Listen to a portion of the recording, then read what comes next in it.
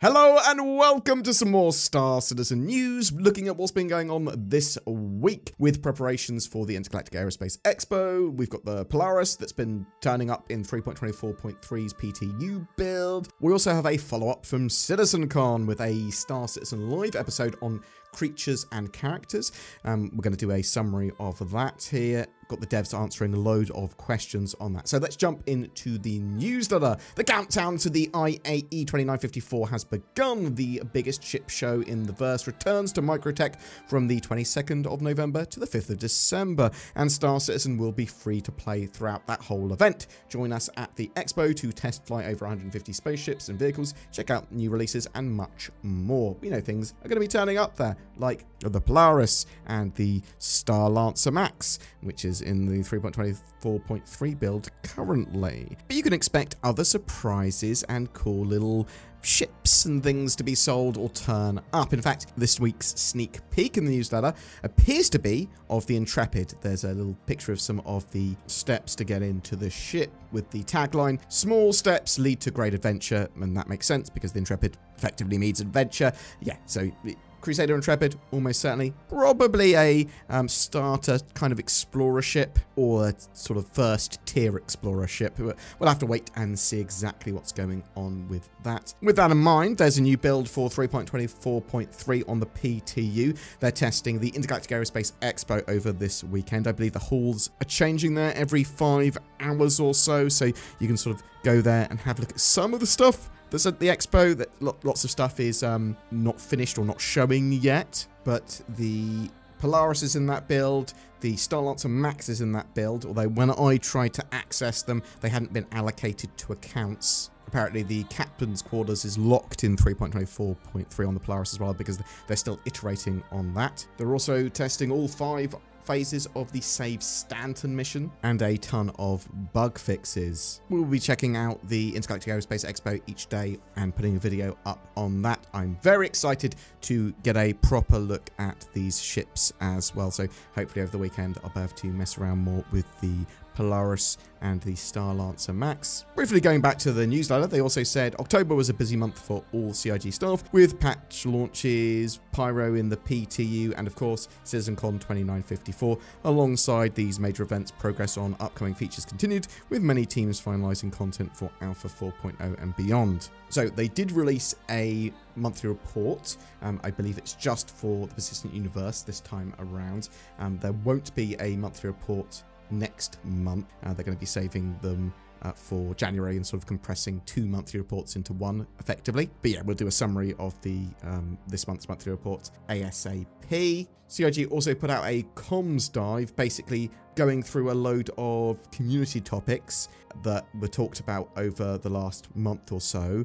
Some of the big kind of topics, and then answering and talking a load about the stuff that was discussed there, trying to sort of answer questions that players might have. We'll also be jumping into that in a separate video because there's quite a lot going on there. And don't worry, you'll be getting some Polaris tours and some Starlancer Max tours pretty soon. CIG also did a Star Citizen Live episode on characters and creatures as a follow-up basically from the CitizenCon Dress to Kill presentation. So I've got a summary here, which is basically done by Niku, one of CIG's community managers, and yeah, I'm just going to talk about it with a little bit of added context. During the CitizenCon presentation, you talked about the next evolution of archetypes and armors. We saw a lot of combat armors, but what about engineering, industrial, mining suits, and that sort of stuff? New suits are indeed coming. For example, the mining suit will have its dedicated mining visor, allowing you to find minables around you at greater distance. They offer great environmental protections and more storage. We have a salvage suit coming as well that has cool features with a dedicated backpack.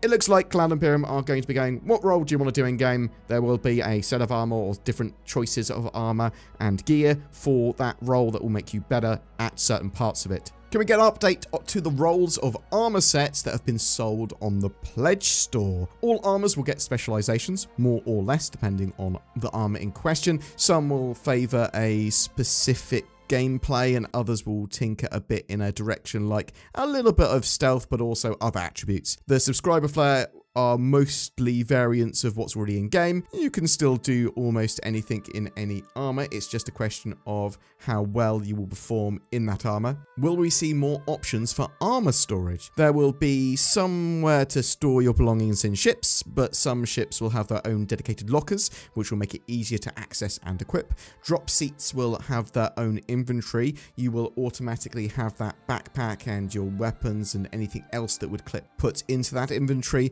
and when you stand up, it will appear back on your character. Are the pouches still going to be a thing for armor and clothing? Yes, it's still the plan, but not actively being worked on currently.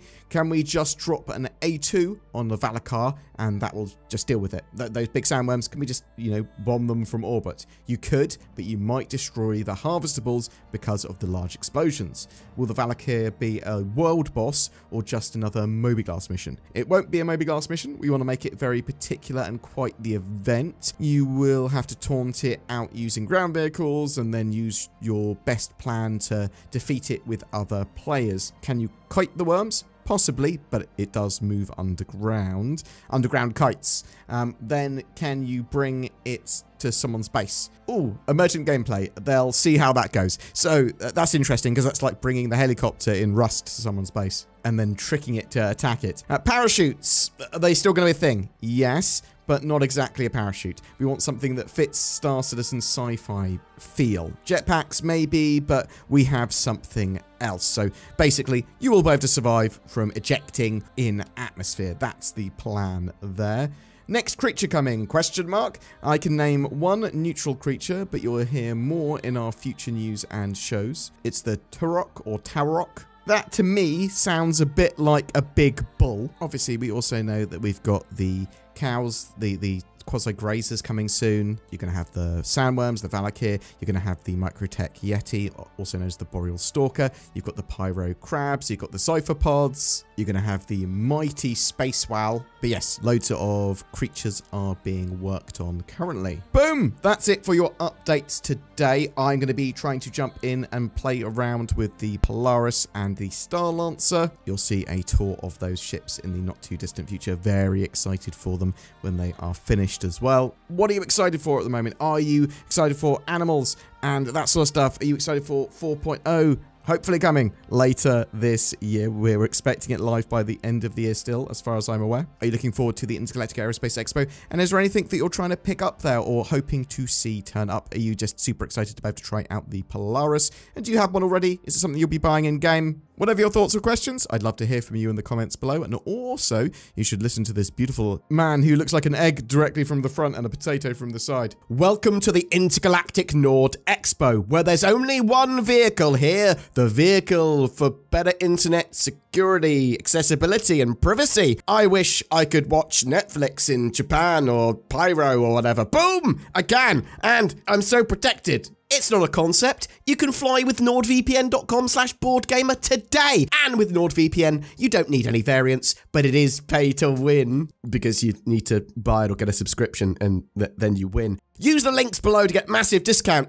November is all about the Intergalactic Aerospace Expo. We've partnered with the Star Citizen organization Lunar Wolves for a massive giveaway. Commenting on any of my videos during the month gets you a chance to win one of 4 ships: a Zeus MR, an Ares Ion, a Drake Corsair, and even a Cutlass Black. All courtesy of those beautiful Lunar Wolves.